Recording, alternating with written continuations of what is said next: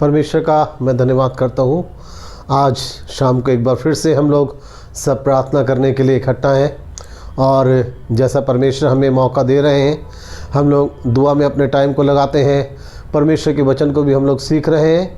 ये हम सबके जीवन के लिए एक अलग अनुभव है जो इन दिनों हम लोग कर रहे हैं कि अपने घर के ऊपर प्रार्थना करना, घर पे ही अपने परिवार के साथ मिलके संडे वर्शिप करना, हमें ये सारे अनुभव परमेश्वर हमें दे रहे हैं और नई नई बातों को परमेश्वर हमें सीखने का मौका दे रहे हैं। हम लोग शुक्रवार के दिन जब प्रार्थना के विषय में सुन रहे हैं तो एक विषय को लेके हम लोगों ने काफ़ी समय तक हमने उस पे वचन को सुना और वो विषय हमारा था कि प्रार्थना की सामर्थ्य को जानो। हमने प्रार्थना के सामर्थ्य को हमने जाना अलग अलग लोगों के जीवन के द्वारा कि कैसे परमेश्वर ने उनकी प्रार्थना को सुना और परमेश्वर ने क्या कार्य करा है। अब हम लोग आज से एक और विषय शुरू कर रहे हैं प्रार्थना के ऊपर, और वो है सामर्थ्य प्रार्थना के नियम। हम सब चाहते हैं कि हम एक ऐसी प्रार्थना करें जो हमारी प्रार्थना बड़ी सामर्थ्य से भरी हुई हो। अगर हम किसी व्यक्ति के लिए भी करें तो हमारी प्रार्थना के अंदर एक सामर्थ्य हो। हम अगर अपनी कलीसिया के लिए हम प्रार्थना करें तो उसके अंदर सामर्थ्य हो। अपनी ज़िंदगी के लिए अगर हम कुछ प्रभु से मांगे तो उसके अंदर सामर्थ्य हो। लेकिन सामर्थ्य प्रार्थना के नियम भी कुछ हैं जो हमें जानने की आवश्यकता है। जैसा परमेश्वर ने मुझे सिखाया है, मैं चाहता हूँ कि उन बातों को मैं आपको बता सकूँ। हम लोग आज के दिन में हम लोग सामर्थ्य प्रार्थना के नियम के अंदर 4 चीज़ों के ऊपर हम लोग विचार करेंगे। फिर आने वाले शुक्रवार के दिन जैसा प्रभु चाहेंगे हम सामर्थ्य प्रार्थना के नियम के बारे में और चर्चा कर सकेंगे और बातों को सीखेंगे। लेकिन आज मैं आपके साथ 4 बातों को बांटना चाहता हूँ कि सामर्थ्य प्रार्थना के नियम क्या है। आप शायद सोचते हैं कि सामर्थ्य प्रार्थना के नियम ये हो सकते हैं कि मुझे बहुत अच्छे से बोलना आना चाहिए, अच्छे शब्द मेरे पास होना चाहिए और मैं घुटने टेक के प्रार्थना करूं या अपने हाथ उठा के मैं प्रार्थना करूं, तो यही शायद नियम है। लेकिन इसके अलावा कुछ और नियम के बारे में हम लोग बातचीत करना चाहते हैं। सबसे पहली चीज़ जो सामर्थ्य प्रार्थना के नियम के अंदर आता है वह है नियमित प्रार्थना करने की आदत डालना। ये पहली चीज़ है कि आपको अपनी ज़िंदगी के अंदर नियमित का मतलब होता है लगातार, प्रतिदिन, रोज़ प्रार्थना करने की आदत आपको डालनी है। आदत डालने का मतलब ये है कि अपनी ज़िंदगी का हिस्सा आप बना लें प्रार्थना को। प्रार्थना आपकी ज़िंदगी का एक भाग बन जाए, एक हिस्सा बन जाए। जब आप रोज़ कुछ ना कुछ करते हैं तो प्रार्थना छूटे नहीं, प्रार्थना आपके जीवन के अंदर आगे रहे कि मुझे अपने जीवन के जो रोज़ दिन प्रभु मुझे दिखा रहे हैं, अगर मुझे रोज़ खाना बनाना है, खाना है, जॉब पे जाना है, घर की देखभाल करनी है, इन सारी बातों के साथ साथ में मुझे देखना है कि मुझे प्रार्थना भी करना है। प्रार्थना को मुझे स्थान आगे रखना है, मुझे प्रार्थना के लिए बहुत ज़्यादा रुचि अपने अंदर मुझे रखनी है। तो ये सामर्थ्य प्रार्थना के नियम के अंदर ये पहला नियम है कि आपको नियमित लगातार रोज़ प्रार्थना करने की आदत आपको डालना है। हम लोग देखते हैं मरकुस उसका 1 अध्याय 35 और 36 वचन में, इसमें हम लोग प्रभु यीशु मसीह के विषय में देखना चाहते हैं। वहाँ लिखा है, भोर को दिन निकलने से बहुत पहले वह उठकर निकला और एक जंगली स्थान में गया और वहाँ प्रार्थना करने लगा। तब शमौन और उसके साथी उसकी खोज में गए। यहाँ लिखा है प्रभु यीशु मसीह ने अपनी प्रार्थना करने की जो आदत बनाई, नियमित प्रार्थना करने की आदत बनाई, उसमें लिखा है भोर को दिन निकलने से पहले ही वो सब अपने चेलों को छोड़कर वो प्रार्थना करने के लिए गए, क्योंकि वो चाहते थे कि मैं प्रार्थना करके उस सामर्थ्य को पा लूँ ताकि वो सामर्थ्य से मैं पूरे दिन भर में मैं कार्य कर सकूँ। इसका मतलब है कि प्रभु यीशु मसीह अपने आप को बहुत ताकत से, एनर्जी से भरते थे। आज हम जैसे अपने शारीरिक ताकत के लिए हम सोचते हैं दिन भर काम करने के लिए मुझे अच्छा भोजन करने की आवश्यकता है, ब्रेकफास्ट करने की आवश्यकता है, जूस पीने की आवश्यकता है और पौष्टिक आहार खाने की आवश्यकता है ताकि मैं दिन भर काम करूं। लेकिन अगर आप लगातार आत्मिकता में मजबूती चाहते हैं और आप शैतान के जाल और फंदों में ना फंसे, तो आप प्रार्थना के साथ में, प्रार्थना के द्वारा अपने आप को सामर्थ्य से भरें और वह है नियमित प्रार्थना करने की आदत आप डालें। प्रभु यीशु मसीह को ये आदत थी नियमित प्रार्थना करने की। वो भोर को ही दिन निकलने से पहले प्रार्थना करने जाते थे। मरकुस 1:35 और 36 हम पढ़ सकते हैं। और हम पढ़ते हैं लूका उसका 5:16 में, वहाँ लिखा है, परंतु वह जंगलों में अलग जाकर प्रार्थना किया करता था। यहाँ वचन में लिखा है वो जंगलों में जाकर अलग प्रार्थना किया करता था। जो शब्द वहाँ पे लिखा है लगातार में लिखा है, वो प्रार्थना किया करता था, यानी है कि उसने जंगल में जाके प्रार्थना की। वहाँ लिखा है वो किया करता था लगातार।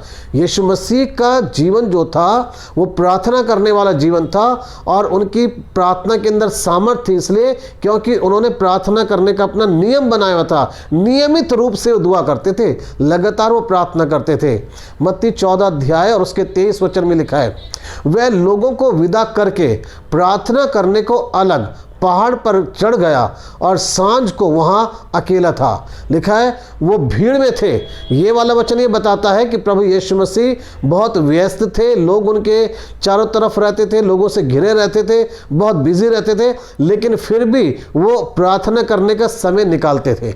आज बहुत सारे लोगों से अगर मैं पूछता हूँ कि क्या आपने प्रार्थना करी, क्या आपने बाइबल पढ़ी, आज टाइम नहीं मिला, हाँ हम करते हैं, रोज करते हैं, बस आज भूल गए। लेकिन प्रभु यीशु मसीह के विषय में लिखा है कि उन्होंने लोगों को विदा किया और उसके बाद वो अकेले चले गए पहाड़ पे प्रार्थना करने। नियमित रूप से दुआ करने वाला इंसान कभी भी अपने जिंदगी से प्रार्थना को अलग नहीं करेगा।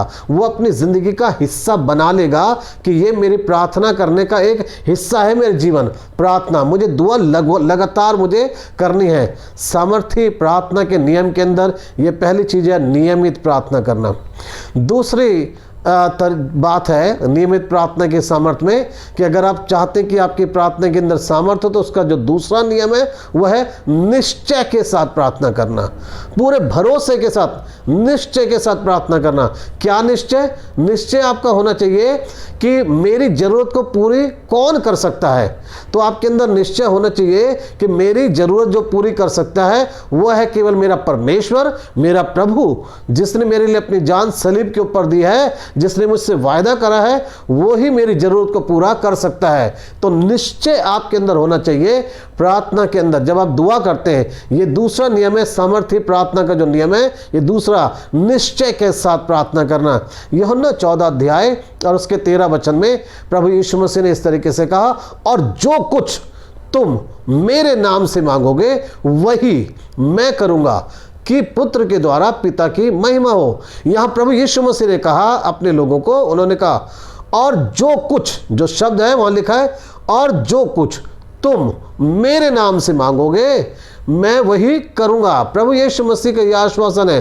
तो इस निश्चय के साथ आपको दुआ करनी है कि मैं प्रार्थना कर रहा हूं और मैं इस वायदे को, मुझे याद है यीशु मसीह ने कहा यदि तुम मेरे नाम से प्रार्थना करोगे तो मैं उसको करूंगा। यह है निश्चय हमारा। हमारे पास एक भरोसा है कि यीशु मसीह ने कहा कि हाँ मैं कर दूंगा, तुम जो कुछ मांगोगे वो तुम्हारे लिए मैं कर दूंगा। यिर्मयाह 29 और 12 में परमेश्वर ने यूं कहा, तब उस समय तुम मुझको पुकारोगे और आकर मुझसे प्रार्थना करोगे और मैं तुम्हारी सुनूंगा। ये है निश्चय हमारे अंदर। परमेश्वर ने कहा तुम मुझे पुकारोगे, तुम मुझसे प्रार्थना करोगे और मैं तुम्हारी सुनूंगा। यह है निश्चय।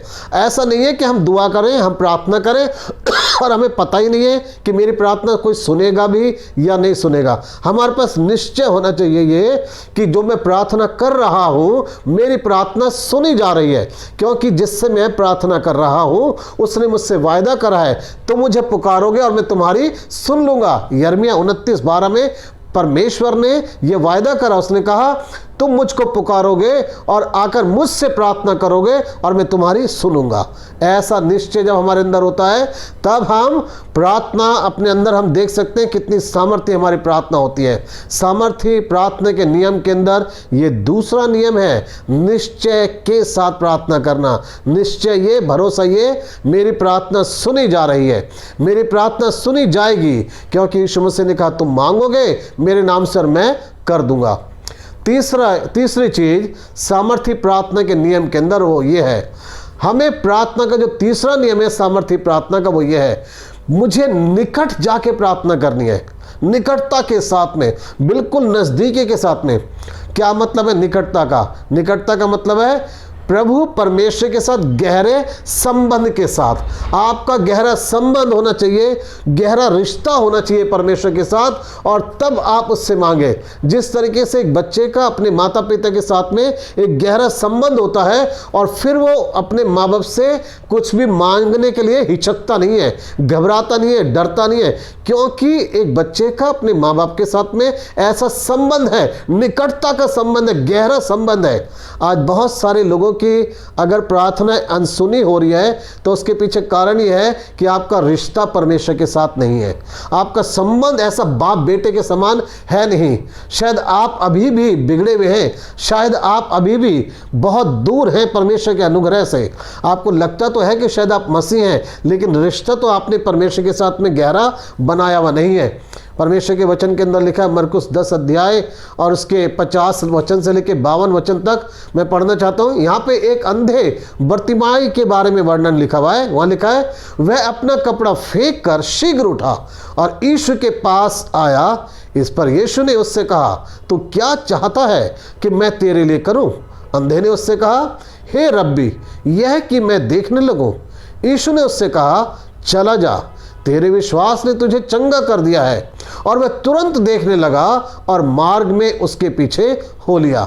ये भिखारी जो बर्तिमाई था, ये सड़क के किनारे बैठा था, पुकार रहा था, और जब तक ये पुकार रहा था तो इसको वो चीज नहीं मिली जो ये चाहता था। ये चाहता था कि मैं देखने लगूं। और कब देखने लगा, कब इसकी प्रार्थना सुनी गई है? लिखा है, यीशु ने जब इसे अपने पास बुलाया तो वो शीघ्र, लिखा है, वह अपना कपड़ा फेंक कर शीघ्र उठा और यीशु के पास आया। जब वो नजदीक आया, निकट आया, तब यीशु ने पूछा, तू क्या चाहता है कि मैं तेरे लिए करूं? और जो उसने मांगा यीशु मसीह ने उसको दे दिया। आप निकट आइए परमेश्वर के, नजदीक आप आइए परमेश्वर के। वो चाहता है कि आप उसके साथ अपना गहरा रिश्ता बनाएं, अच्छा मजबूत रिश्ता बनाएं, और तब आपके लिए कोई काम भी असंभव नहीं होगा, परमेश्वर देगा। अगर उस अंधे की आंखें प्रभु यीशु लौटा सकते हैं तो प्रभु हमारा परमेश्वर वो हमारी भी चीज़ों को लौटा सकते हैं, हमें भी वो खुशी आनंद दे सकते हैं अगर हम उनके निकट आ जाएं, नज़दीक आ जाएं। भजन संहिता उसका 34 अध्याय उसके 4 वचन में लिखा है, मैं यहोवा के पास गया, तब उसने मेरी सुन ली और मुझे पूरी रीति से निर्भय किया।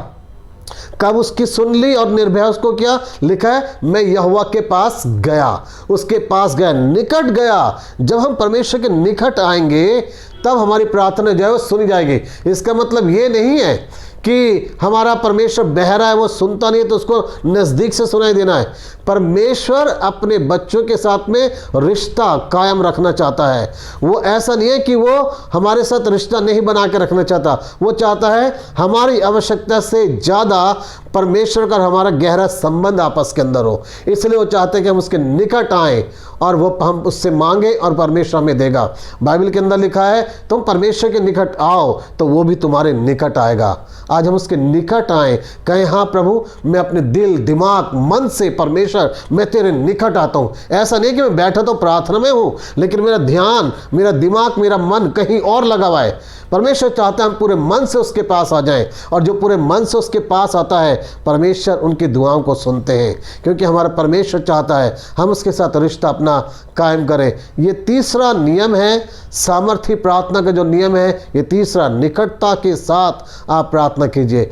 चौथा और अंतिम नियम सामर्थी प्रार्थना का जो है वो ये है, आप कभी भी निराश मत होइए। आप प्रार्थना करते हैं, लेकिन आप कभी भी निराश मत हो जाइए कि हमारी प्रार्थना सुनी नहीं जा रही है। क्या मतलब है इसका? निराश मत हो जाइएगा। आप प्रभु में आप उम्मीद बना के रखें। हमेशा प्रभु में अपनी उम्मीद को, एक आशा को आपको बना के रखना है।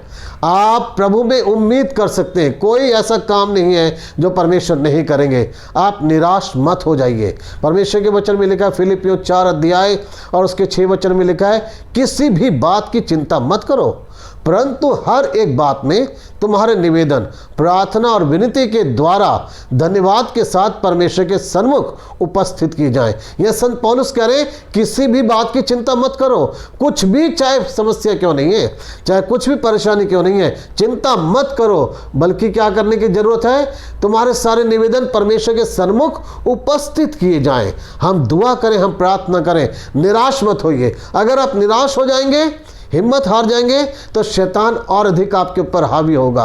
आप उम्मीद रखें प्रभु में, नहीं मेरा प्रभु सब कुछ मेरे लिए पूरा करेगा, मेरा प्रभु सामर्थ्य है, मेरा परमेश्वर सुनने वाला है। आप कभी भी जीवन के अंदर निराश मत हो जाइए। यहोशू 1 अध्याय और उसके 8 वचन में परमेश्वर ने इस तरीके से यहोशू से कहा, हियाव बांधकर दृढ़ हो जा, भय ना खा और तेरा मन कच्चा ना हो, क्योंकि जहां जहां तू जाएगा वहां वहां तेरा परमेश्वर यहोवा तेरे संग रहेगा। आप निराश मत हो, उदास मत हो। प्रभु कह रहे हैं हमारा ना घबराएं, मन कच्चा ना हो, जहां जहां पे भी हम जाएंगे हमारा परमेश्वर हमारे संग रहेगा। और वो स्थान चाहे कोई भी क्यों ना हो, चाहे आपका ड्यूटी का स्थान है, चाहे आप अपने घर के अंदर हैं, मार्ग के अंदर हैं, आप डरे नहीं, घबराएं नहीं, परमेश्वर हमारे साथ है। परमेश्वर हमारे साथ साथ चलने वाला हमारा परमेश्वर है। अपनी ज़िंदगी में कभी निराश मत हो जाइए। आज हो सकता है शायद आप जो वचन सुन रहे हैं, आप कई बातों के लिए अपने जीवन में निराश हो चुके हैं।